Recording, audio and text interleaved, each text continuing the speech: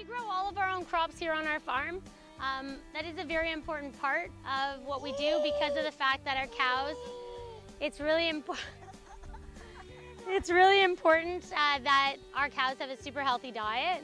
Cows are like marathon runners or bodybuilders, workout. You know, they're like the healthiest animals because of the fact that they eat really well, but we're also watching how much energy they expend.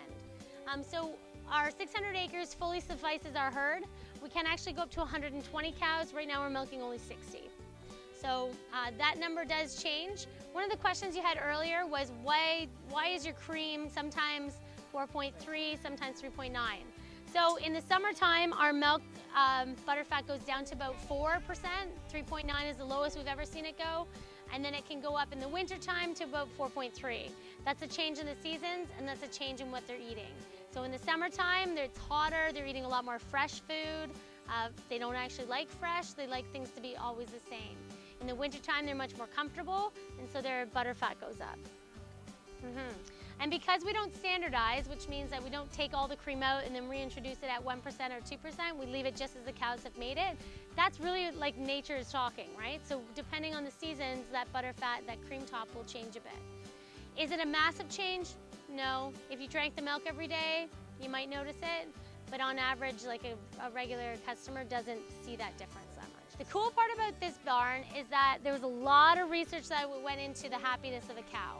And so a lot of this barn, and we're going to talk about this today, is all about how can we make sure that every single one of our cows is the happiest they can be. Because the happy and healthier a cow is, the better quality and the best milk that they will produce. This is Laylee Juno. So Juno is actually, she's kind of like a R2-D2, but what she does is she actually ensures that the cows always have feed in front of them. That's a big part of a cow's health and happiness, is to always be able to eat. So cows, when they eat, they often root through. So you can actually see the holes in which they've rooted through. And often what they'll do is they'll kick it out. You can actually see some of it's been kicked out. So if for some reason we weren't here for a couple hours, that would have been like halfway out. They actually move up and down these curtains here based on the weather stations that we have in our barn. So there's 4 weather stations installed. And you'll see some of the fans are on and some of them aren't.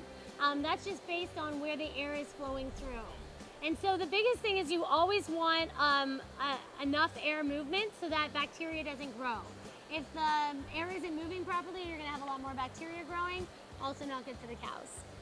So we bed with sand, so we always say our cows lie on the beach. And you'll actually notice the grooves, those are from the cows nestling in.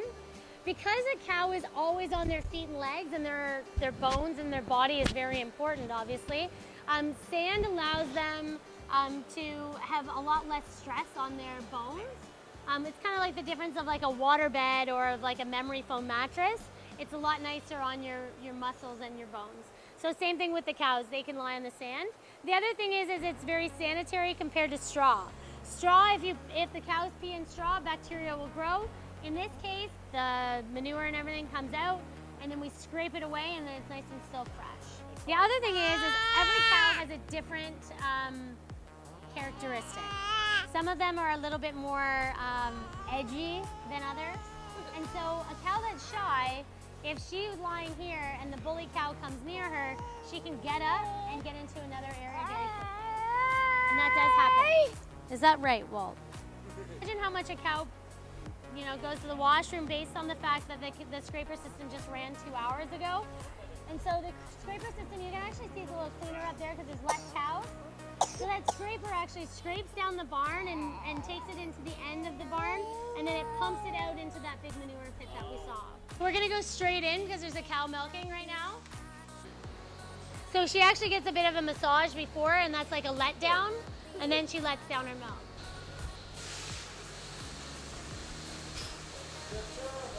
So this is Mitzi. So Mitzi takes about 9 minutes on average to finish milking. Our average is 43 kgs a day, so 43, almost 43. How much is that in liters? They can milk up to 4 times a day. Some of our cows milk twice a day, others milk 4 times a day. Some of them milk 3 times a day. Just depends on the lactation. So we'll see what she ends up with on her total milk today. Quite a bit of milk coming in. from each of her teats. It's just sensing, it's just testing the milk right now. It took her 4 minutes and 38 seconds on that teat. She's milked 14 kilos so far. So the front left is now off, and there's still 2 of the rear quarters. Lots of air that we obviously use to push the milk up and out, as well as all the cleaning products that we use. Milk is not like any other product. Milk is not forgiving. So if you do not clean things properly, milk will go off. So it's very, very important that everything is super clean, and that's why, you know, as far as like the dairy side of things, but also here at the farm. This is where it starts. So you'll see the cows are wearing necklaces. Those are what I call the Fitbits. So those are actually transponders, and what they're doing is they're actually telling us how happy that cow is. So a cow has to chew 40,000 times in a day in order to be a basic level of happiness. We obviously want our cows to be doing more than that, but if for some reason they're less than 40,000, we will get an alarm on our phones to go and check that cow. So this here is, this is just the milk house is what we call it. And these are bulk tanks. And so they're actually just massive refrigerators holding onto the milk. These bulk tanks, they're always at 4 degrees. Why do we have 2 bulk tanks? One of them is for conventional and one of them is for A2 milk. And so we have 2 separate milk lines and 2 separate bulk tanks for the A2 milk. And we also process it on a totally separate day. And that's just to make sure that there's no cross-contamination.